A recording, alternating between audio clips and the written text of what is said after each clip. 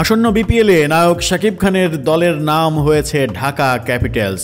বাংলা সিনেমার শীর্ষ নায়ক শাকিব খান আসন্ন বিপিএলে একটি দল কিনেছেন। এই নায়কের কসমেটিক্স ও হোম কেয়ার কোম্পানি রিমার্ক হালডানের হয়ে কেনা এই টিমের নাম হবে ঢাকা ক্যাপিটালস। দর্শকদের রায়ে এই নামটি চূড়ান্ত করার পর বুধবার সন্ধ্যায় রিমার্ক হালড্যান্ডের হেড অফিসে ঢাকা ক্যাপিটালস টিমের মালিক লোগো উন্মোচন করেন। আর মালিক স্বয়ং শাকিব খান। অনুষ্ঠানে আরও উপস্থিত ছিলেন প্রতিষ্ঠানটির এক্সিকিউটিভ ডিরেক্টর মামনুন ইমন, ঢাকা ক্যাপিটালসের সিইও আতিক ফাহাদ সহ অনেকেই। শাকিব খান সেখানেই বলেছেন, আসন্ন বিপিএলে আমাদের টিমের নাম সাজেস্ট করতে দেশ বিদেশের আমার ভালোবাসার মানুষ ও ক্রিকেট প্রেমীরা অনেক রেসপন্স করেছেন, যা দেখে সত্যি উচ্ছ্বসিত হয়েছে। তাই সবার মতামতকে প্রাধান্য দিয়ে আমাদের টিমের নাম চূড়ান্ত করা হয়েছে ঢাকা ক্যাপিটালস। শাকিব খানের এই বিষয়টি ক্রিকেট প্রেমী ও ক্রিকেট সংশ্লিষ্টরা বেশ ইতিবাচকভাবেই দেখছেন। ঢাকা ক্যাপিটালস দলটি প্রথম থেকেই দর্শকদের গুরুত্ব দিয়ে পথ চলা শুরু করলো।